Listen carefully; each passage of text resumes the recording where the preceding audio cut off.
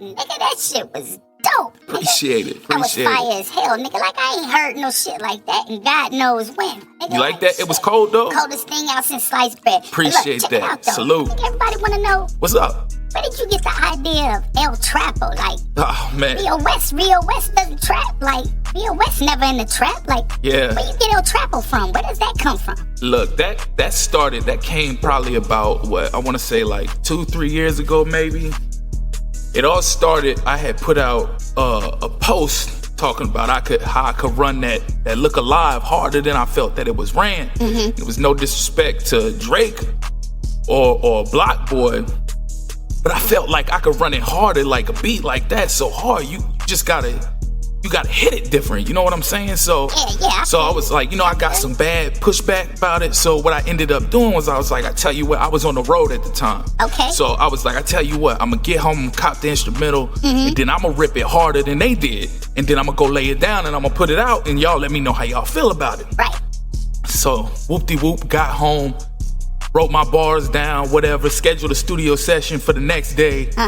Got in there, laced it up, released it like a day later, got a bunch of positive feedback from it, but I didn't think I'd get anywhere from it. It's the first time me ever really rapping on like a trap style beat or modern trap style type beat. That shit was dope too. So what happened was one of my supporters, he didn't really hear it until like months down the line. I shared it or whatever. Word. So he hit me in my inbox. Shout out to the homie Sean Cook too, by the way, all the way in STL. Holding it down for your boy Rio West.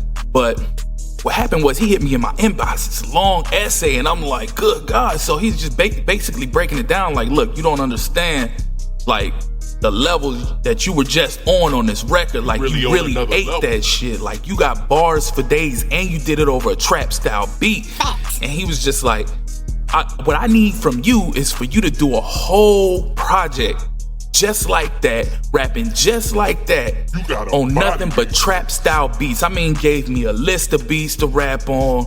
I'm talking The Baby, Nice. freaking Moneybag, yo, you name it, like buku. And I'm like, damn, like he really got me taken back right now. But I really just laughed it off at the time, like, it's not really my thing. It's not really my vibe. That was like a one-time thing.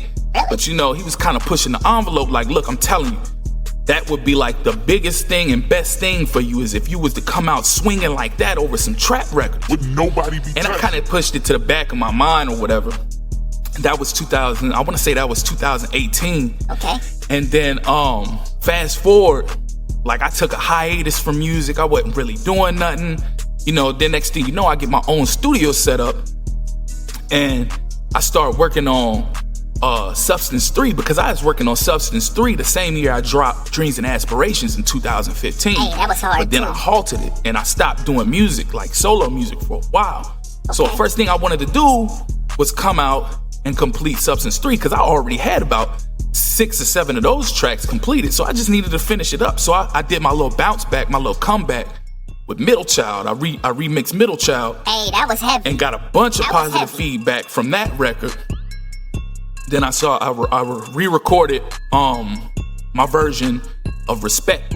I mean, not Respect, Represent by Nas. I know what you were saying. Re-recorded that, and I was getting ready to put that out, and then I was listening to Sicko Mode, and I was just like, man, you know what? That would be a dope-ass beat to just really, really expose my ability as an MC, the different levels that I can present to the audience on a record like that. Different beats, different levels, different changes. So I got on and I wrote and recorded that record and released that record. I got such high praise and good feedback from that. And that's what let me think, like, you know what? That's my second record doing like that over something like a trap style type beat. Maybe I could do more of these. And that's when, I started writing to a couple records like The Baby. I did Ghost by Jaden Smith. Hey, I seen that man. Shout out to my boy LX2, he on that record as well. He kinda And I did Big Facts by Moneybag Yo, which was special requested by my homie Sean Cook. And then next thing you know, we where we at now. And then what ended up happening was supposed to be exclusively just a mixtape. It wasn't supposed to be this album slash mixtape.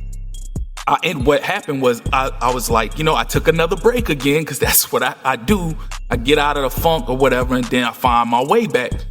And then when I was getting ready to come back, I was like, you know what? I could at least throw in like two original trap like records on this beat. So it's not just all me doing all industry remakes. Sounds like some innovative so shit. I ended up doing two. I ended up doing Shooters featuring the homie Big Body. And then I ended up doing Drift featuring the big homie Chris Hustle. Hustle came through and blessed that properly for me. And then I was just like, you know what?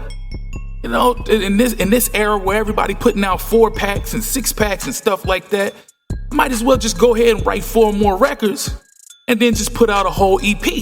And then I'll have an EP, and then I'll have a mixtape version. Nice. I like that idea. The whole El Trapo moniker wasn't that, like, I be in the trap, I'm the king of the trap. The El Trapo moniker came from everybody thought so highly of me ripping these trap records that I am now the trap lord over these trap beats. Like, I get on these trap beats and I annihilate. That's some clever ass shit. And that's what it is. I'm like a kingpin over this rap trap genre. Because once I get on these beats, I make these beats mine. That's clever. Doesn't matter if it's an industry artist or if it's the next artist. Once I touch it, that record is mine. You know what I'm saying? So that's where the whole moniker El Trapo came from. No, it ain't me being king of the trap. Nah, it's me being reigning superior over these trap records. And that's how we got where we are today. Word. Okay, I feel that. But let me ask you this. Feel like you gonna drop another El Trapo 2? Like, how Royce has man. bar exam 1, bar exam 2, bar exam 3. How Wayne has the drought. Nah. I has the dedication. You feel like you could drop another El Trapo? Cause this, I'm not gonna lie to you, this was some heavy heat right here. Appreciate it. Look, I'm not gonna say never. You can never say never, because there's always a possibility of other things, but right now, that's like the furthest thing away from my mind. I don't have any desire to try this again. If somebody wants me to feature on their record and it happens to be a trap style beat because they were influenced by this project, by all means, I'm more than willing to do so, but that's not in my near future to do another one like this. The Substance is really the one of its own kind right there. You might get a Substance 4 before you get a El Trapo 2 or before you ever get another El Trapo. And you might get an El Trapo 2 before you never know. I'm never gonna say never. Well, salute to you, my G. If don't nobody else tell you, I'ma tell you, I highly appreciate this album. I appreciate the mixtape and the album version. My favorite mixtape cover would have to be Sicko Mode, because that was just mind-boggling. You just all over the place. You were in this pocket and that pocket. It was just crazy.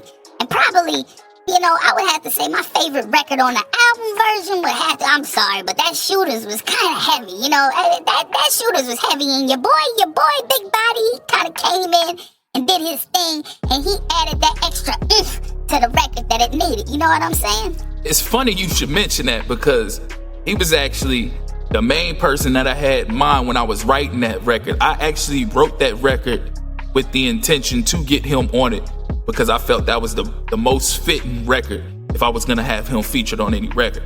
But look, I appreciate all the praise, the high praise, but it's not over yet. We got one more to go. Why don't you check this one out right here?